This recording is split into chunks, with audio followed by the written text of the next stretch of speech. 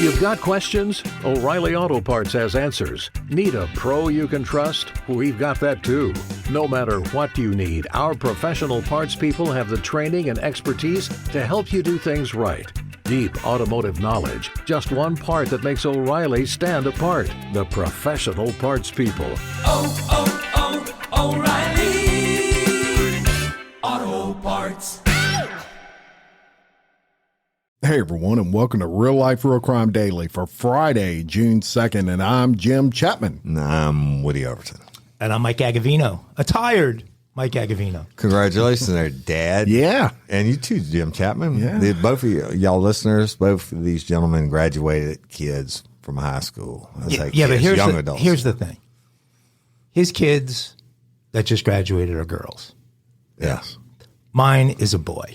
Yeah, And I don't know what's happened to young men, but I think it started with Me Too and then COVID on top of it. Oh, but I'm looking. I'm showing. No. Here's why. I'm showing these guys this book that was the graduation book pamphlet, with a gazillion awards given out. Uh-huh. Okay, 95% of these awards were won by girls.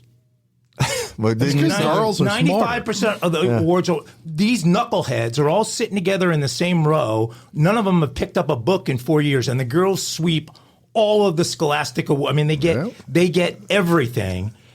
These guys, they argue for the first time in years for the school to have a prom. Yeah. They get permission to have a prom, and then they're all chicken shit to ask anybody to be their date. So they end up with a prom that's like a freaking stag party with, guys on one side and girls on the other side of the room. We have neutered teenage between the fear from Me Too that, they say the wrong thing, they do the wrong thing, God forbid they make an advance. They're so scared. They don't know how to talk to girls.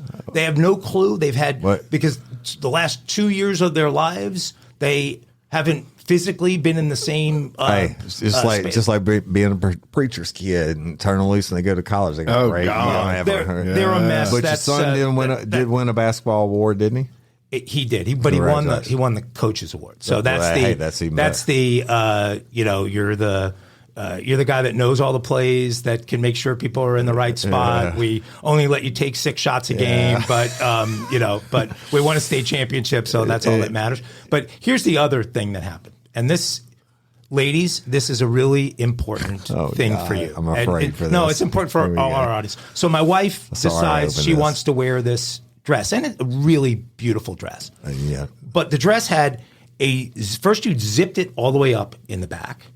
And then it had, and I'm not exaggerating, it had at least 35 miniature buttons that you had to do the buttons after you did the zipper. So before the graduation ceremony, I zipper dress and I do all the buttons for her. Right. Right before we leave, she has to bend over to tie her shoes.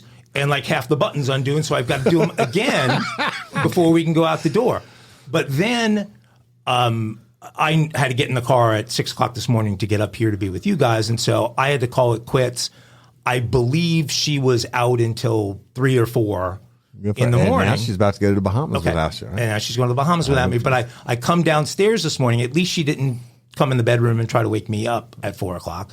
She let me sleep the extra hour and a half. I come downstairs. And I see that she's in the living room on a couch laying down, and this drunken, raspy voice says, "Can you help me?" I'm like, "What? What do you need?"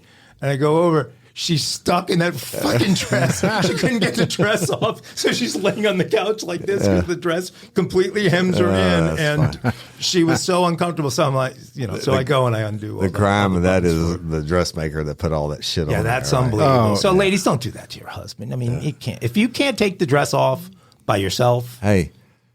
Don't make this all about you. Your wife deserved a party last night. She graduated one too. Congratulations. No, it's great. It was great for her, but the poor thing couldn't sleep. It was like she was in a A cocoon. what do you call those things? Wrapped in a burrito where she couldn't do anything. So anyway, congratulations. Your bud. baby's got. I am proud of you, even though the girls got all of congratulations. the awards and kicked your And ass. and Jim, I know yours was like a week or so ago. Yeah. And then one of them's going to play in the LSU Tiger band from the Golden Band from Tigerland. Golden Band from Tigerland. That's right. And everything was good. The other one's going to be going to the manship school at LSU for directing, and we need her right now. So, Did any of the boys at your school win any awards, or did the girls get all the awards? girls always got all the awards. My daughter won all the awards too. Yeah.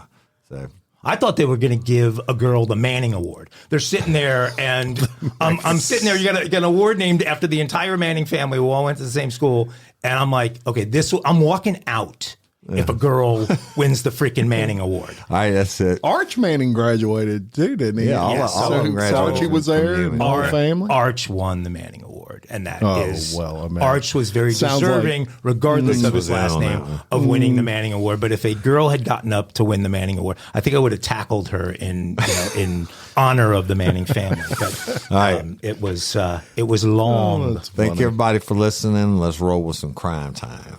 We're going to roll with some crime time. I'm going to start off with a story we told you about yesterday, which is the police officer who got the call in Mississippi to the home. The 911 call was actually made by a young boy, an 11-year-old boy, and the officer, for some reason, as he and the mom were getting everybody but the man she had the dispute with out of the house, the officer fired on this 11-year-old boy as he was coming around a corner to get out of the house. And both the mother and the boy, who, believe it or not, is out of the hospital and is going to live after a gunshot to the chest that tore into his liver, that collapsed a lung. Thank God. I mean, it sounded like it was going to be touch and go.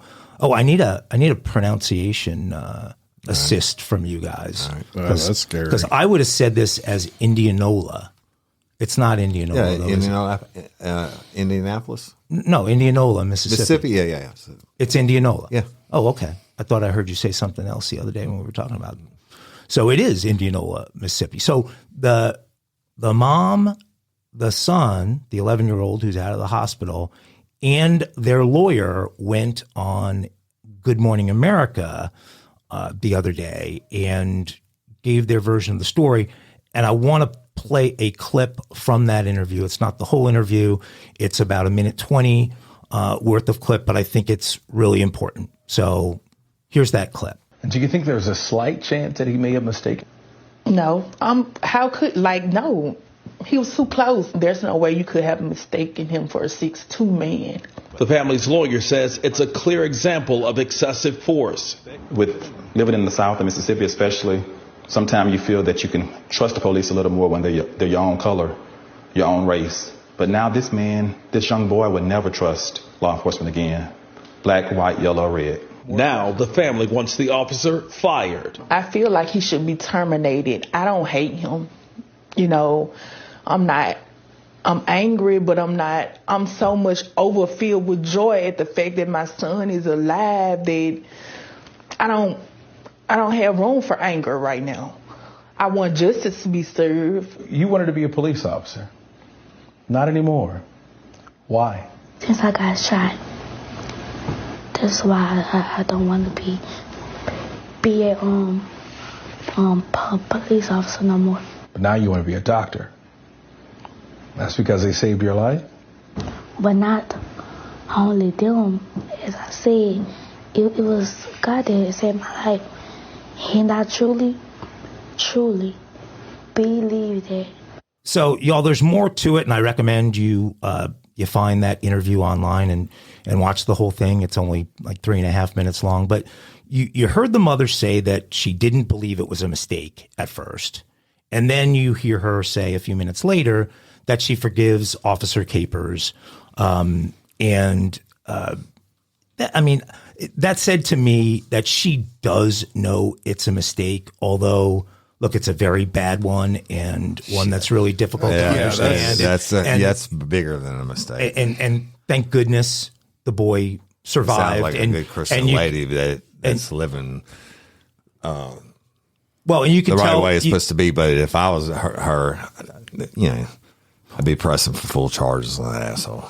Well, they're going to do that, but they're also, the second something like this happens, one of, 50 of these ambulance chasing civil rights attorneys phones in and tries to take over. And I don't know this guy, Carlos Moore, but he's their attorney. And of course, Carlos Moore was going down the road that everybody always goes down in these things. And the Officer Capers is an African-American officer, and this lawyer is going down like the race crime road, which is just totally ridiculous. But I think the biggest thing to take away from this is the bravery of this kid and the way that he handled the whole thing. He said going into it, before he was shot, that he wanted to become a police officer. And now that'll cut that down. Now he wants to be a doctor because of the great work his doctors did, and he praised his doctors, and he also praised God, and he sang a little song, and it's really touching. The clip captures a good bit of it, but it's only audio. So if you have a moment, watch the whole thing. It's tragic, but a greater tragedy. Thankfully avoided, and hopefully they don't try to turn this into something it isn't. Yeah, well, good story. I mean, glad he's alive and glad he's being raised well. No doubt about it. A South Carolina convenience store owner has been charged with murder in the fatal shooting of a 14-year-old boy he falsely accused of shoplifting. The store owner, Rick Chow, who was charged, believes that the boy, Cyrus Belton, had stolen 4 water bottles from his Express Mart Shell station in Columbia. Sheriff Lott said in a news conference on Monday that Cyrus had not shoplifted and described the shooting as unjustifiable. Imagine that. Still, at about 8 p.m., Mr. Chow and his son chased Cyrus towards a nearby apartment complex where the teenager fell down and got back up. Mr. Chow's son saw that Cyrus had a gun, right? The sheriff said, and the store owner shot Cyrus in the back, killing him. There is no evidence that Cyrus pointed the gun at the store owner or his son. Describing the shooting as disturbing, Sheriff Lott said that even if Cyrus had shoplifted the water bottles, that's not something you shoot somebody over, much less a 14-year-old child. The shooting came weeks after similar attacks with news stories we brought you here on Real Life Real Crime Daily, such as the Kansas City, Missouri homeowner who shot a 16-year-old who rang the wrong doorbell. Right. In upstate New York, a 20-year-old woman was fatally shot after she and her friends turned into the wrong driveway. I was just yesterday. Right. Texas, 2 cheerleaders were shot after one tried to get in the wrong car in a parking lot. We brought you all of these stories. Well, it seems like these are becoming more and more common. Richland County Coroner Nadia Rutherford said in a news conference that there was no indication that Cyrus was fighting with the store owner prior to running out of the store. Cyrus had no wounds on his hands or scratches. His only injuries were an abrasion from the fall and the gunshot wound on his lower right back. Crazy. Now, going to prison. I want to ask both of y'all a question, and that is, this is obviously not what needed to be done in this situation. He did have a gun. Does that change anything? Only if he took it out and pointed. I mean, he might have raised his shirt and said, "Fuck you, motherfucker, I'll shoot you." And if the store owner has a reasonable fear or apprehension that he's going to be shot, he can defend himself, but you can't shoot a motherfucker in the back. Right. Right? As soon as he turned to run, he could have done that. If you don't blast him then, you turn to run, you got to let him go. Yeah, I mean, like so many things in life, common sense needs to prevail. Yeah, we don't have a lot of that. It wasn't even clear that he had stolen the 4 waters, right? Or is that for sure? The sheriff is saying he did not. But even if the store owner is convinced he stole the 4 waters, okay, what are your costs, store owner, on those 4 waters? $2 maybe or less. Let him go. Come on, use common sense. Why put yourself in potential danger? Nothing good can happen chasing somebody on a $2 heist. Not like he put a gun to your throat or anything like that. I mean, we'll just stay tuned stupid. on that one because I'm sure the defense is going to come back with something else. So, but like you're talking, Jim, we're talking about a lot about those. It seems we're talking more, Reese, more about this crime I'm going to tell you about now. And this to me is the most egregious way that you can harm somebody besides being raped. A Tampa, Florida man was arrested on Sunday afternoon after allegedly pouring gasoline on another man and setting him ablaze. Hillsborough County Sheriff's Office said in a press release that about 4:30 p.m. on May 28th, 2 men got into a verbal argument at a mobile gas station. Earl Hargrove Jr., 34, was one of the men in the argument. And after the confrontation, police said he purchased some gasoline from the pump. Hargrove then poured the gas on the victim before lighting him on fire. Sheriff's office did not identify the victim, etc. He's taken to the hospital. Hargrove was charged with first-degree attempted murder, ag battery, and causing great bodily harm. So, what the fuck? Yeah, I guess you don't have a pistol, so you have an argument. You go to the pump. You have to put in your card and do whatever. Maybe you get your McDonald's cup out and put some gas in. You go throw it on and you light them on fire. That I'm gonna tell you something. Burning is one of the worst things because I've worked the dead bodies from burning, where even like kid pops on mine in the cradle and it looked like a big marshmallow was all cracked up. I mean, solid burnt black. But I've also had victims fights like this where they got doused with an accelerant and lit them on fire and they lived. And I haven't interviewed them in the ICUs in the hospital. Absolutely horrible. Yeah, it's like that Malinowski story we told yesterday, where she lived long enough to but to testify. That's not living. She died for 2 years. She died for 2 years. Yeah, she did, in a tremendous amount of pain. But and I remember one of the cases come to mind when the guy was burned up, and I couldn't get to interview him for a long time because it kept him in a medically induced coma because of the pain and shit. I mean, just horrible. I think I'd rather be shot, stabbed, fucking. That's about the worst way you want to go. A bat between that and drowning. Yeah, I'd much rather drown. Much rather drown. I'd get down there and take a couple deep breaths and be done with it. Spark something uncommon this holiday with just the right gift from Uncommon Goods. The busy holiday season is here, and Uncommon Goods makes it less stressful with incredible hand-picked gifts for everyone on your list, all in one spot. Gifts to spark joy, wonder, delight, and that's exactly what I wanted feeling. Hey, y'all, I ordered a super cool piece. It's a candle with a sculpture of LSU's Tiger Stadium on top of it.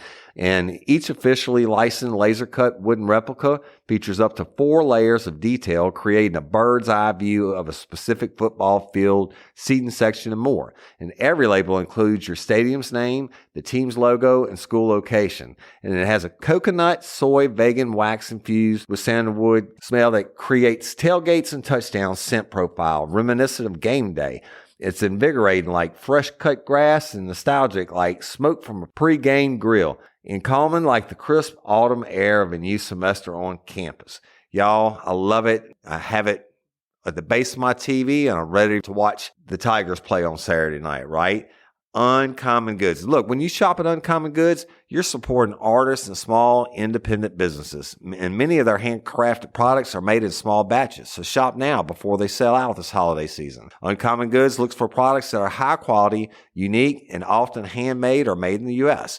They have the most meaningful, out of the ordinary gifts anywhere. They even have gifts you can personalize. From holiday host and hostess gift to the coolest finds for kids to hits for everyone from the book lovers to diehard sports fans. Uncommon Goods has something for everyone, not the same old selection you can just find anywhere. And with every purchase you make at Uncommon Goods, they give $1 to a nonprofit partner of your choice.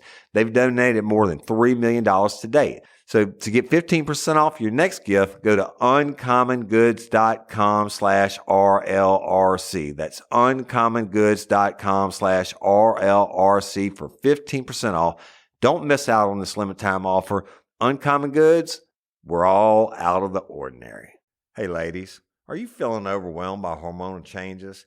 Well, you're definitely not alone. There are more than 1,000 hormone disruptors living in our environment right now. It's in your food, your water, the air you breathe, the clothes you wear, your skincare products. They all mess with your hormones.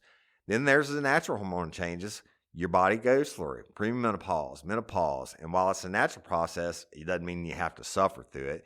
The good news is you don't have to suffer through it anymore because now you have Hormone Harmony, a formula made only with herbal ingredients that are shown to reduce hormonal symptoms in women of all ages. Hormone Harmony is not just a hormone support and supplement. It's become a phenomenon. Women can't stop talking about it on social media. A bottle of Hormone Harmony is sold every 24 seconds. And the biggest benefit? Well, my wife says it makes her feel like her own self again. And that's what women mention over and over in the reviews. And there are over 30,000 reviews for Hormone Harmony. And for a limited time, you can get 15% off your entire first order at happymammoth.com. Just use code RLRC at checkout. That's happymammoth.com and use code RLRC for 15% off today. That's happymammoth.com and use code RLRC. Guys, sorry. All right, go ahead. Breaking news. Oh, fuck. Breaking I-Team news. No, Royal. If it's Royal, It's not breaking Royals. Well, she's become royalty to us. All right. And as the inaugural member of the All Woody team, anytime she is in the news, we need to break into coverage to get in there. And so I didn't know. I apologize, Taylor. None of us knew this. Taylor Schabusiness. This was not. This did not. You have the right to remain silent. What the hell? It's not mine. It's mine. They can and will be used against you tomorrow. That's actually great. I wonder what that's my going to cell sound phone back paired to this. But the RLRC theme song could be the breaking news song. Yeah. Too. That was. All right. I don't know. You know, we're looking at each other. I don't know that we boomed that, folks. I don't know how that sounded. This is real. But we just decided, due to a complete and total accident, that Woody's theme song from Real Life, Real Crime is going to become our breaking news theme song. I need to know about that because Chase Tyler and the Chase Tyler band rocked that mother. Okay, well, Chase will have to sign off on that as the official I-Team news break. But, you know, come on, what could be more important we gotta get back to than being the theme for the... So Taylor had to go back into court on Wednesday. And I guess this is about whether certain documents were going to be unsealed, and the judge in the case ruled on these documents. So the documents unsealed Wednesday have to do with the defense's motion to dismiss the charge of third-degree sexual assault and the state's response why the charge should be upheld. At issue is not only what investigators claim Schabusiness did with the body, but whether Therion, that's the guy that she allegedly killed, was legally, quote, a person once he was dead. So break this down. This is, okay, once he was dead and she decided to chop the weenie off and put it in the bucket with a maraschino sherry and what they're getting at here is when she gave him oral sex after he was dead. They're saying it can't be rape if he was already dead. Well, what See what other I'm saying? charge? But There's got to be rape but of a corpse. do you get? Is it more mutilation? But that is a crime, mutilation of You know a what? corpse. Right? That's a really good. That's not a hooey defense lawyer. That's right. That's a defense lawyer. That actually came up with a pretty freaking valid point. Well, I think she's getting real counsel now that she's a bona fide celebrity. Right. So We made her a So star. Dershowitz was unavailable, so she got this guy. Pretty good. But the defense argued that the evidence the state says shows sexual assault of the body is inconclusive, including laboratory testing. Except for her admitting it. Yeah, right. Including laboratory testing and because of the dismemberment. Well, remember, I think she said that she made statements before – the statement she made before she got Miranda'd should be inadmissible. That's an excited utterance. And once she starts, I always Mirandize everybody ahead of time. But so, people say like Christina Constance, oh, my husband made me sleep with his 16-year-old nephew. And before I could say anything, she said, and he made me suck my 7-year-old son's. And I was like spitting it out. You Miranda.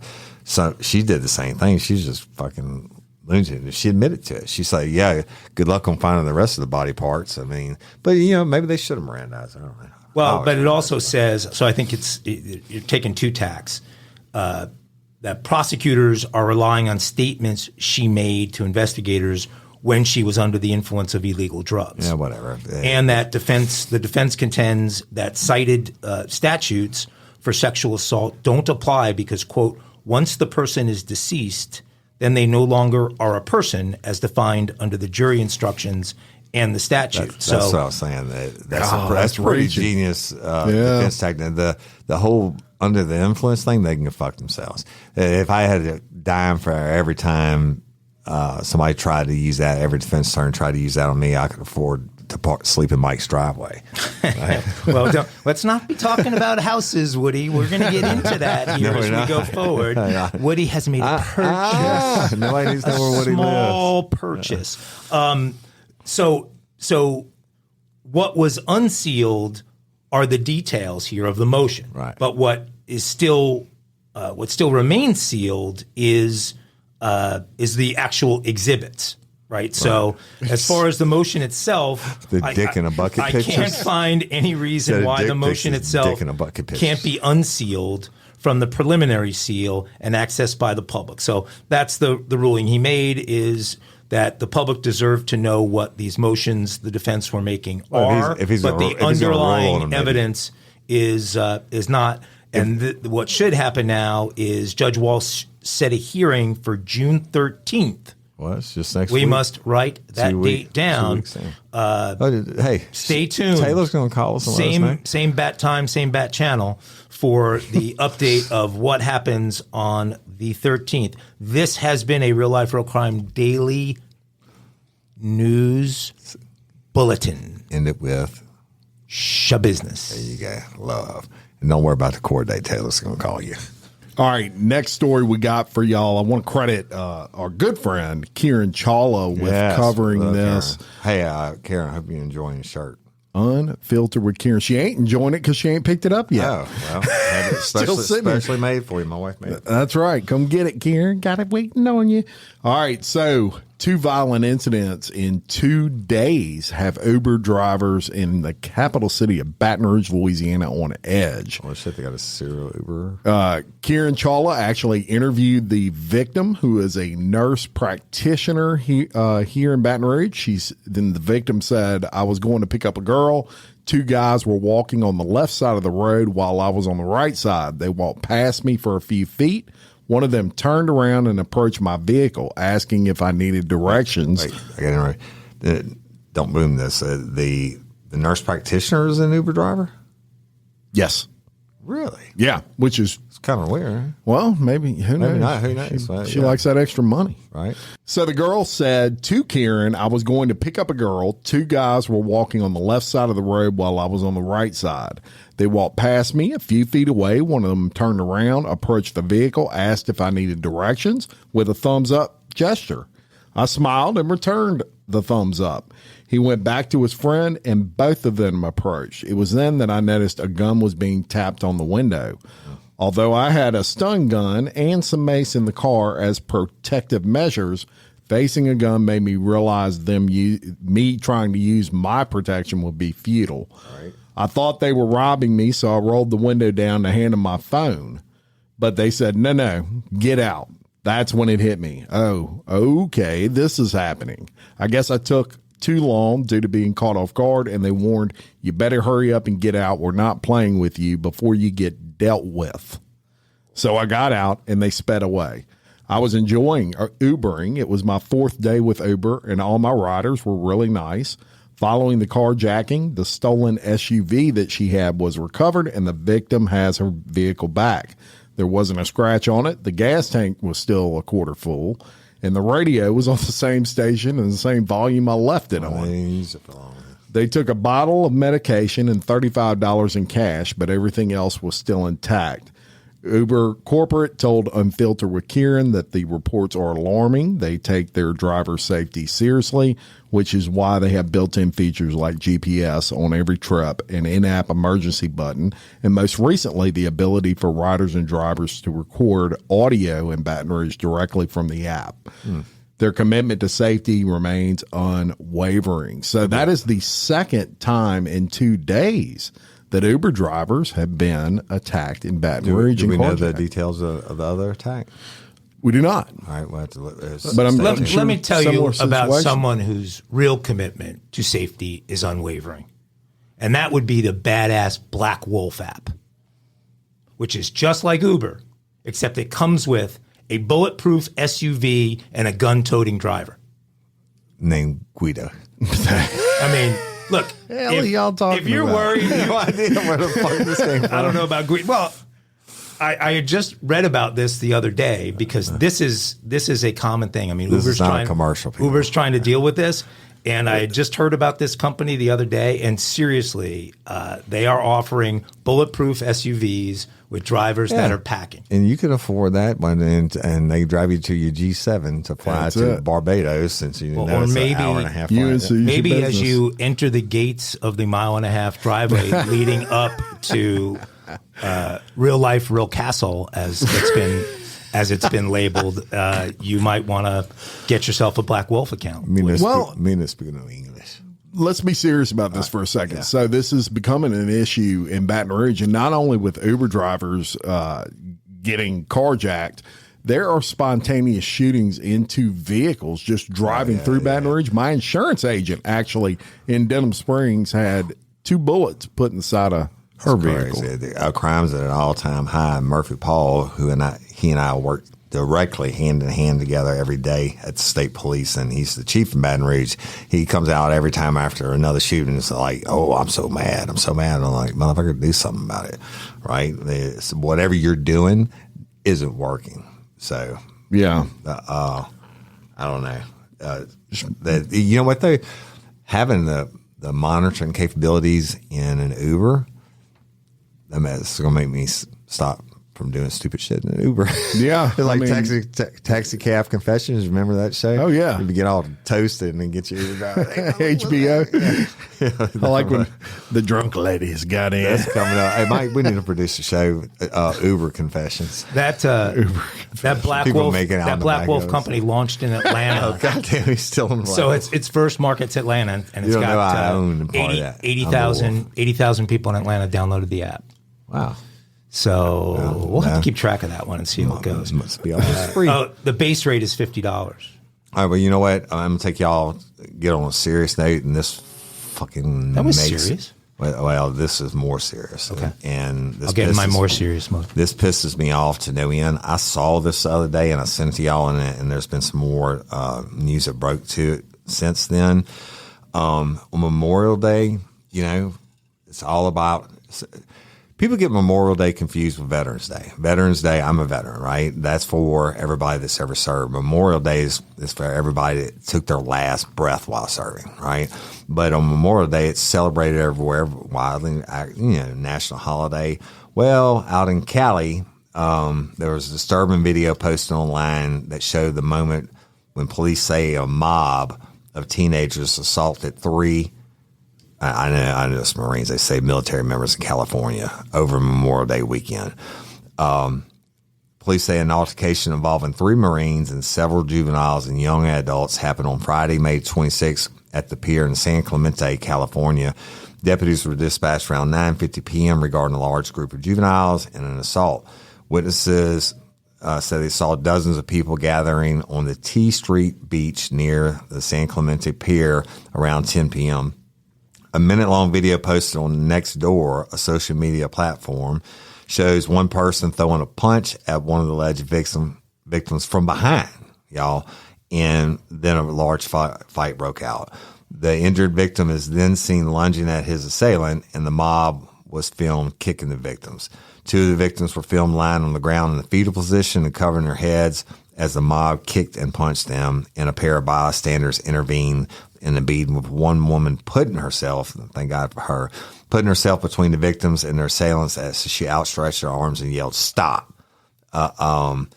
So since then, I know they've arrested several people based off the videos that law enforcement has, but San Clemente. Here's what blows me away. Is San Clemente by San Diego? It is in Orange County, southern Orange County. So if you're going where I think you're going, yes, it's right by Camp Pendleton. Oh, okay, so right. It's San Clemente, Oceanside, and then you're Camp Pendleton. They're out there on leave, and It's unbelievable. They're hanging out, and obviously the Marines. I don't know if they were in uniform or not, because I didn't.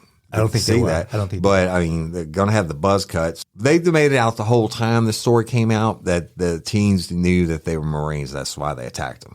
And to sucker punch a dude from the back while one of your homies is videoing it. Fuck that. No, they let it be known they were Marines when they approached the group and asked them if I think they just wanted them to quiet down, whatever. Oh, okay. But if you'd have said that happened, in Manhattan Beach or Venice, right. Santa Monica, something in L.A. County, right. I wouldn't have been shocked.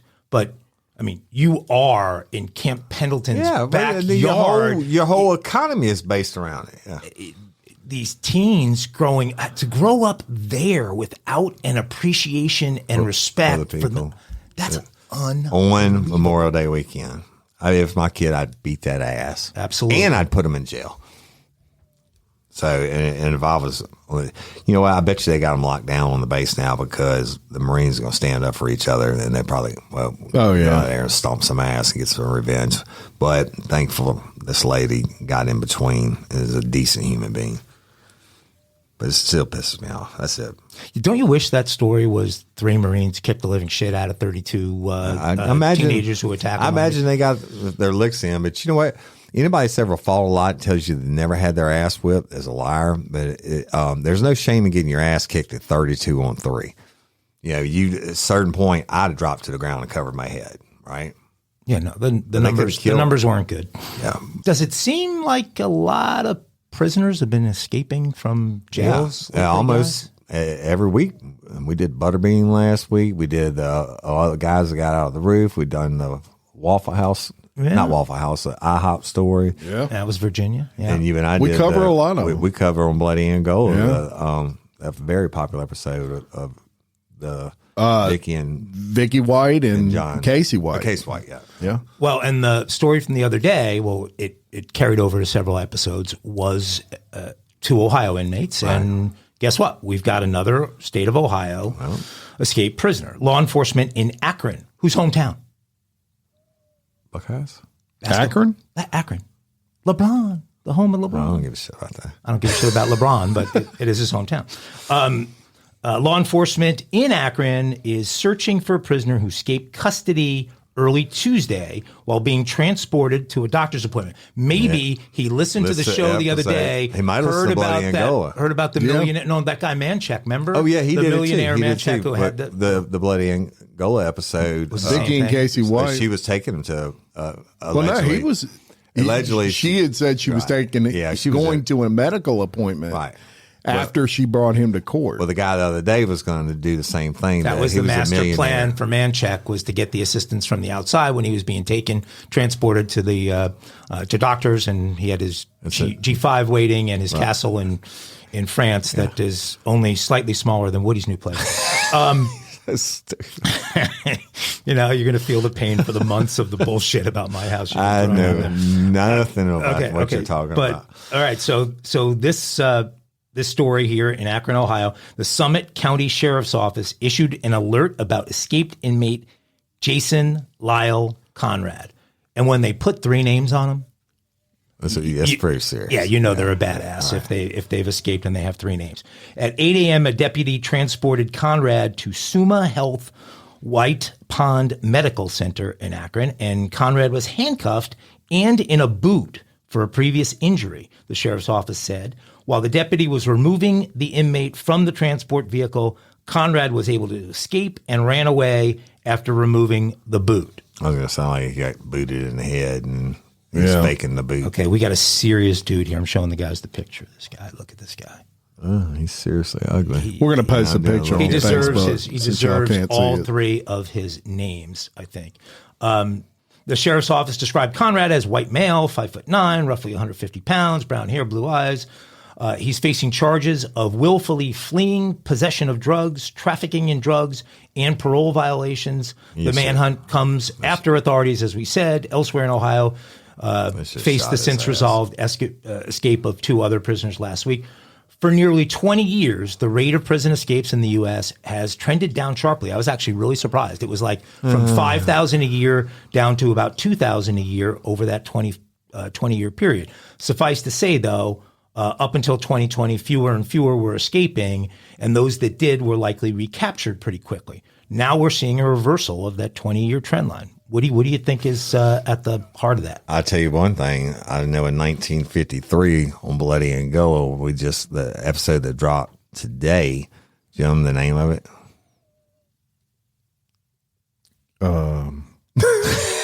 So Mike was looking for Mike was looking for actual answer, not shameless plug, but shameless plug one out. This is good. Listen, escaping Angola in 1953. Right. So in 1953, they had 110, approximately 110 escapes in 1 year from Angola. So one prison. That's right, 1 every 3 days. And it's surrounded by water on 3 sides. Right? And the Tunica Hills. So nowadays, I think naturally it's been cut down due to people effing up. Like in 1953, when this guy escaped, they didn't have fences, and they didn't check him. Right, I agree. And he stole a pistol and dope from the guard hotel, the correctional officer hotel. But nowadays, every time somebody messes up, they put in you stricter restrictions, right? So nowadays in Louisiana, if I was escorting somebody from DOC to the hospital, like City of New Orleans or Baton Rouge or whatever, if you're somewhere else and they're running, you have to give a warning shot and then fire them to stop. If you're in the city, they changed policy now. You just shoot them if they're running. So this guy kicks off his boot and runs. He must have incapacitated. And you'll find if you dig into that research on escapes, the majority of those are committed during transport, during transport to court. Very few are escaping from actual prison, like they're in a state or they're still in the custody. Well, I mean, they're in guys, custody. we had the guys in Norfolk drilling the hole in their wall. We had these guys in Ohio hidden a dumpster. But that's jails though. A lot of those state and federal prisons. Is a whole different to give you the statistics on that, the statistics I could find, because they haven't updated them. They only update them every couple of years, but overall, over every prisoner that has been incarcerated, and we'll take 2019 as an example, only 2,534 escaped federal or state prison out of every single federal or state prisoner locked up. Now, they do escape during transport a lot, and I think some of that increase might be because they transport them a lot more now. Right. It used to be you got sick in jail, you just kind of laid in your cell and got over your flu. Now they bring them to the hospital. Look, I think the other thing is that They're all way below the head count they're supposed to have. So people working longer shifts. There's less people, and the corrections officers are at times maybe being a little bit laissez-faire with some of it. I mean, look at I've studied this the whole Epstein case, and I'm not going to bore you guys with the Epstein case, but when you think about how high profile that guy was as a prisoner, and how completely lax everything that went on around him as a prisoner was, I think part of it is definitely that there are. I'm not a conspiracy theorist, but I do believe they killed him. There are far fewer corrections officers, and that makes it easier, but not easy, but easier. I mean, we're definitely seeing more of these, and if during transit is probably the best plan because it gives them the best odds. Right. Hey, y'all, let me tell you about Gobble. All Gobble meal kits are pre-prepped. That means less work for you and less waste in your kitchen. Their meal kits include everything you need so you can save time at the store or just skip that trip entirely. I got the box in and I had 3 different meals. I had a Kung Pao chicken, crispy fish tacos, and a beef bourguignon, however you say it. But let me tell you about the classic beef bourguignon. Look, it came with beef pot roast and a beef broth concentrate, red wine demi-glaze, cremini mushrooms, cipollone onions, mashed potatoes, baby carrots, and rosemary thyme butter. It was so easy to make. Literally like 15 minutes it took Cindy. And let me tell you something. All the dishes were fire, but this thing was like a taste explosion in my mouth. It's just unreal. We've got to spend more time together and more time doing the things we love because everything came in this one single box right to my door. So see what a difference Gobble will make for your household. Right now, they're offering my listeners a fantastic limited time deal. You get $120 off across 4 boxes plus free shipping and free cookies. And let me tell you, those cookies, I ate one that was sin baked and it was delicious. Go to gobble.com/real life. That's GOBBLE.com/real life for $120 off your first 4 boxes. This offer is not available on the home site, so don't miss out. This is genius. It's taste explosions in your mouth like you never had. O'Reilly. You've got questions? O'Reilly Auto Parts has answers. Need a pro you can trust? We've got that too. No matter what you need, our professional parts people have the training and expertise to help you do things right. Deep automotive knowledge, just one part that makes O'Reilly stand apart. The professional parts people. O'Reilly Auto Parts. Yeah, so we're going to bring you to California, and we're going to bring you to California via Tennessee, where Nikki Alcaraz, a Tennessee mom who disappeared while on a cross-country road trip with her boyfriend earlier this month. Saw this, yeah. Well, she's been found, Woody Everton. Yep, She's been one of the found rare ones. safe, Yep. and she was actually not, technically she wasn't in any trouble, although when I'm done with this story, you'll figure out she actually was. So she was found safe, and new body cam footage released shows the aftermath of the alleged domestic assault involving her partner. Police in Redding, California announced that the mother of 2 was found to be safe and is no longer considered a missing person after another police department was able to make contact with her on Tuesday. Alcaraz, who's 33, vanished sometime around May 9th while driving with her longtime boyfriend, Steven Tyler Stratton. 3 names. 3 names, and the middle name being kind of famous, right? So Steven Tyler Stratton. And their dog from Nashville to California to visit her uncle. Just 5 days before she went missing, Alcaraz and Stratton were involved in a physical dispute on the side of I-40 in Torrance County, New Mexico, which led to the police being called. Now, new body cam footage of that interaction shows an emotional Alcaraz and a concerned truck driver who phoned 911 after he witnessed Stratton punch her. Speaking to a sheriff's deputy on the scene, He said, as I was driving, I seen her sitting on the ground, and this dude fucking cocked back and either slap her or punch her. Wow.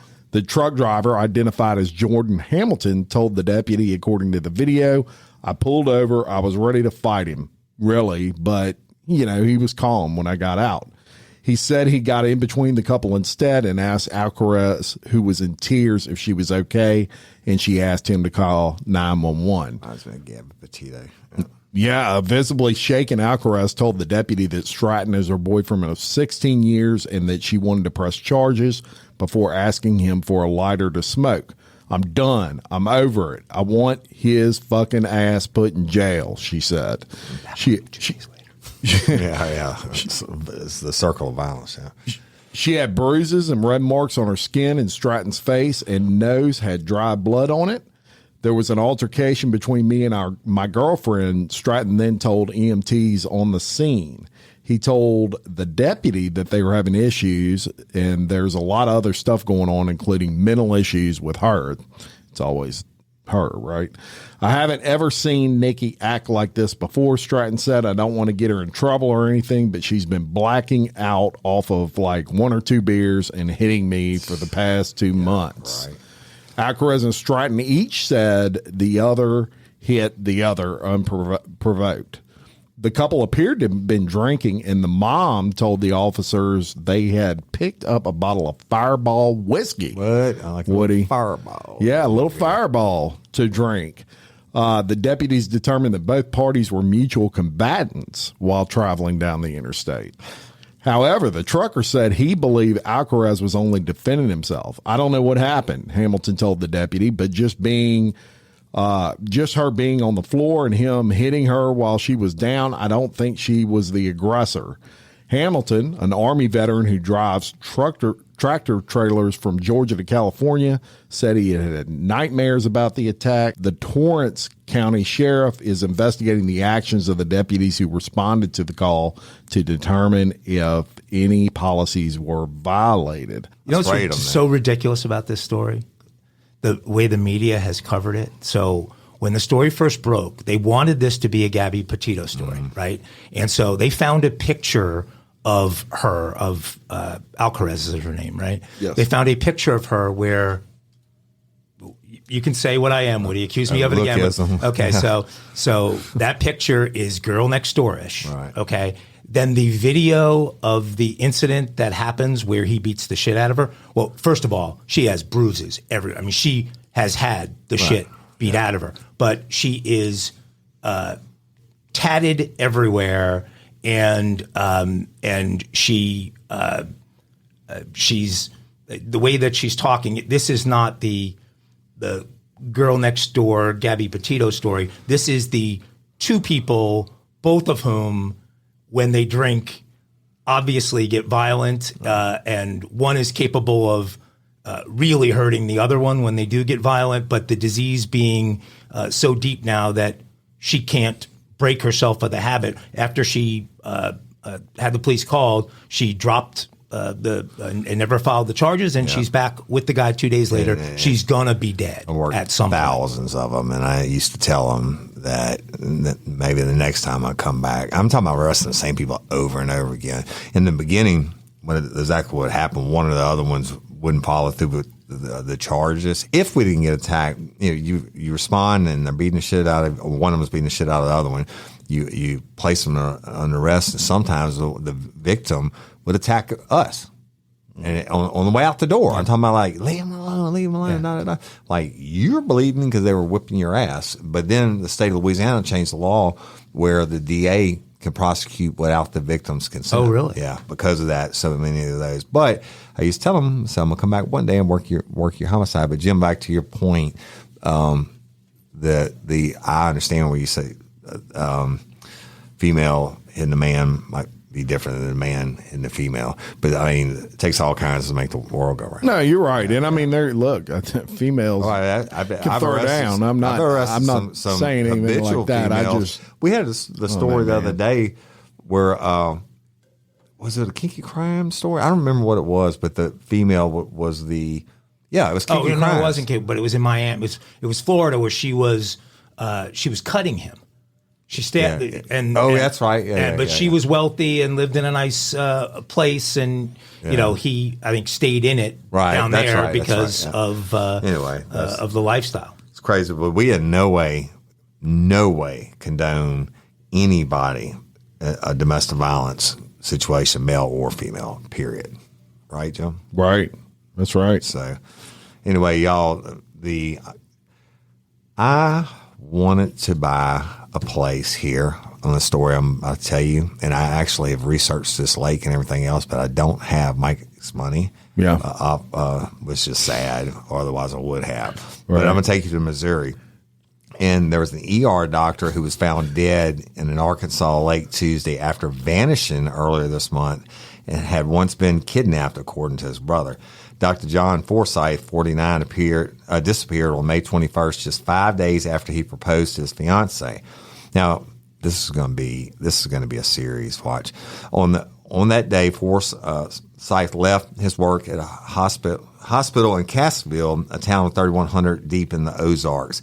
His body turned up 9 days later in Beaver Lake, which is one of the most beautiful places in the world, about an hour south of where he was last spotted. His deceased doctor's brother, Richard, said the family was gathered for dinner Tuesday night when an official with the state police came to the door to break the news.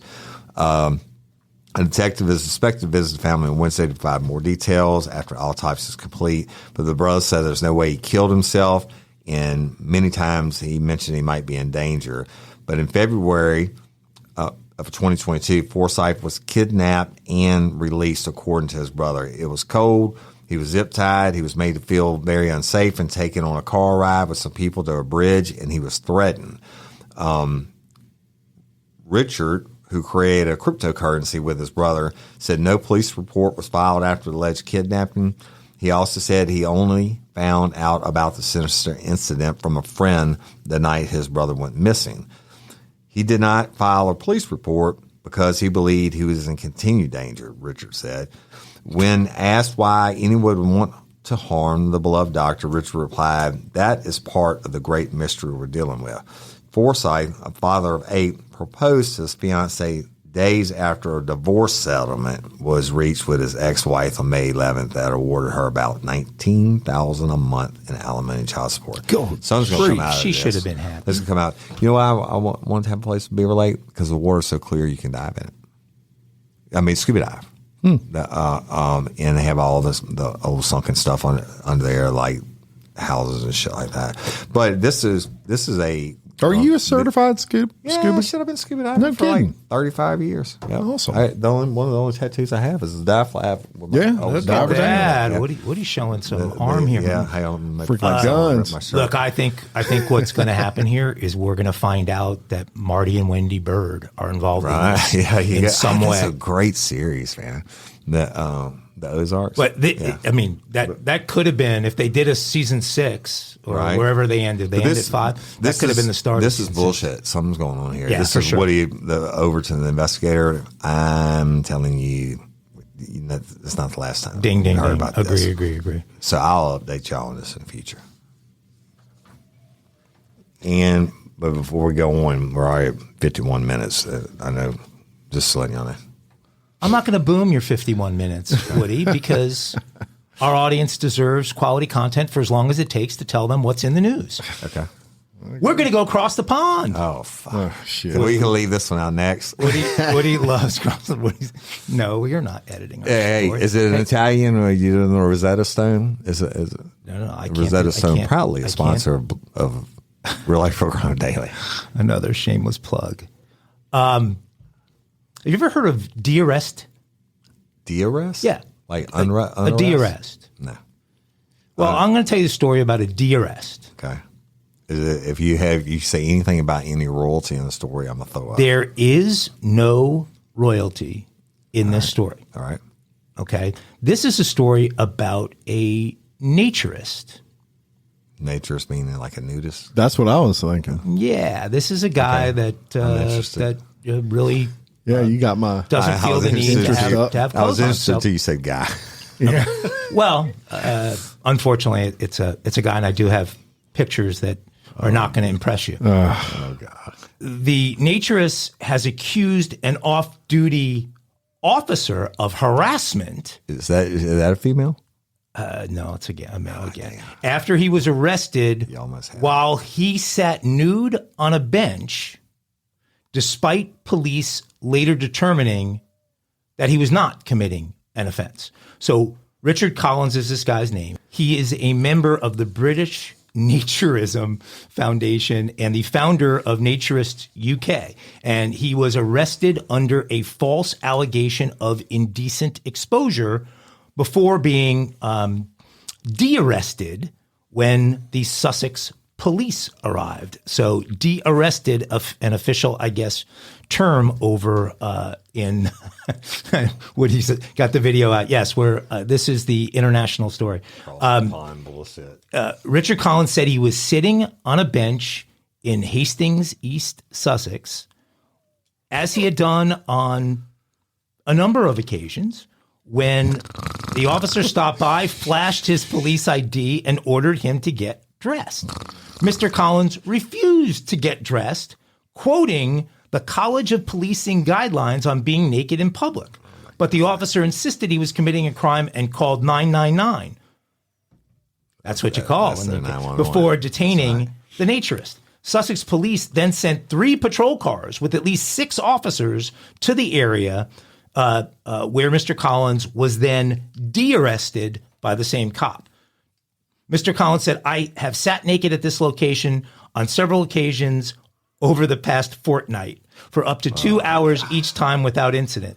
A couple stopped to chat. They weren't at all bothered by my nakedness, and we chatted for about 5 minutes when this off-duty officer from the Metropolitan Police came down the hill and approached me. He identified himself, showed me a warrant card, and alleged that I was committing an offense of indecent exposure and asked me to get dressed. I refused. I continued to sit naked and explained the College of Policing guidelines referring to naked cycling, walking, swimming, sunbathing, and unlawful activities, but that lawful activities where there is no element of sexual behavior or intent to cause alarm or distress are legal. Because I don't trust Woody's behavior, the rest of me telling you this story, suffice to say that Mr. Collins was proved to be operating within the law as long as you are not cycling, walking, swimming, sunbathing, or doing something unlawful. You are free to be naked. Free to be free. Free to be free. But you can't be naked while you're biking or sunbathing or swimming? No naked biking. They're worried about something getting stuck in the chain, I think. Well, the sunbathing, they don't want the balls getting roasted? I don't know. Do you make a lotion for your balls that doesn't burn? Because I'm throwing in the white flag on this one, folks. So, with that, thank you for maintaining people. International news you need to know. Right. So, with that, I'm going to take you to. It's time to get kinky, Woody Overton. Crimes for Friday. Yes. Should follow up the good naked guy from across the pond. Absolutely. So, listen to this one, y'all. Police responded for a fight inside a hotel room. Then it turned out it was just 2 women having loud sex. Hey. Right? It ended up, though, with a security guard getting shot at. What? That's what charging documents say happened Monday afternoon at the Days Inn in a hotel in Tennessee. And it all started when 2 clerks working at the front desk of the hotel got a call from one of the rooms. During the call, the worker reportedly heard 2 people fighting in the background, prompting the on-duty security guard to call police. I mean, God, I don't want to knock a security guard working. Some wild stuff. Maybe it was off duty. Arriving officer spoke with the 2 women who were supposedly in the room when the commotion was heard. Each told police they were not fighting, but were having sex. At the request of the security officer, police ordered the women to pack up and leave the hotel. I don't understand that. One of the women thought she left a cell phone in the room, at which point an officer escorted her back to look for it. When they returned, the other woman had gone into the lobby and began to argue with the hotel staff. According to the guard, she pulled out a handgun and pointed it at him, right? The guard then tried to take the gun away, and wrestle her to the ground, causing the gun to fire and strike a door frame in the lobby.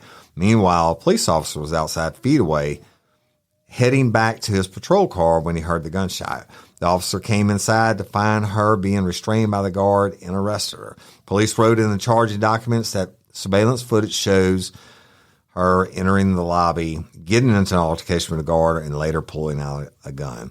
In an interview with police, she says the guard hit her first, at which point she alleges to have taken her purse and swung it at the guard, which caused the gun to fall out and fire. That's bullshit.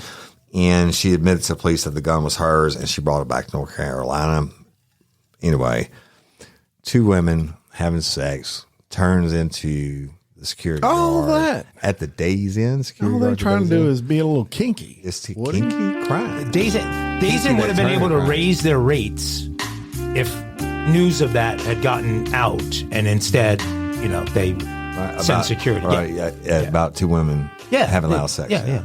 They could have gone from $39.99 a night up to like $44.99. Right. Well, there you go. I mean, that's what it used to cost at Days Inn. Now it's might need over $100. Put the pillow over your face during sex at Days Inn from there on out. And there you have it. Do we have an airplane theme yet? Yeah, we do not yet.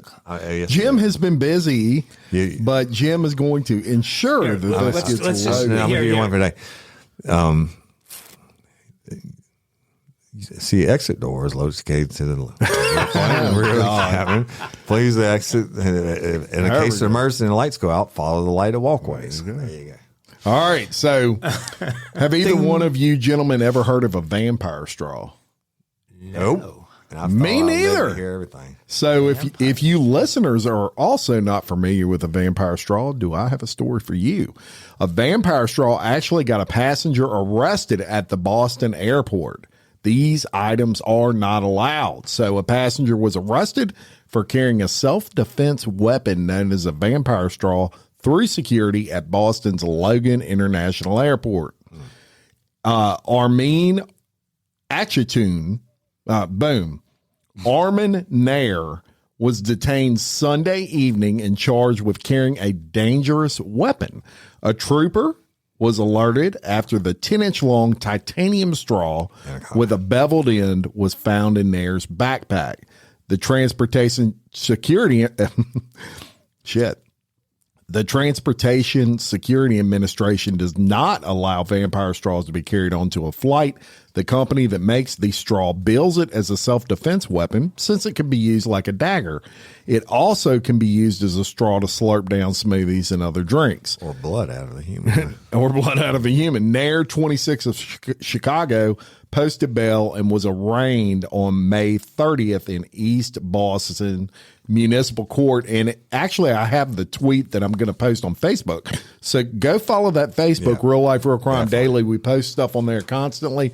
But folks, I'm showing Woody and Mike what a vampire straw looks like a damn tent stake. In the tweet from the transportation. Post that in I like that. I want one of those. So we're going to post that on Facebook. But there's knew? no purpose for that other than to hurt someone and drink smoothies. Well, nobody think about the vampire straw because if the vampire's teeth were broken or he had meth mouth.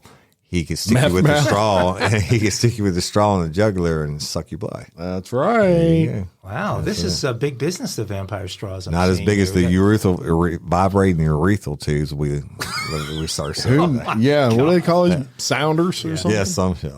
You know what? The problem with this show Mike already told me he's got them on order from Temu right now. If I ever get arrested and they go through my search history, I'm going to be like, no, because you're going to clear it, Mike. We found the most effed up human being in the history of the planet.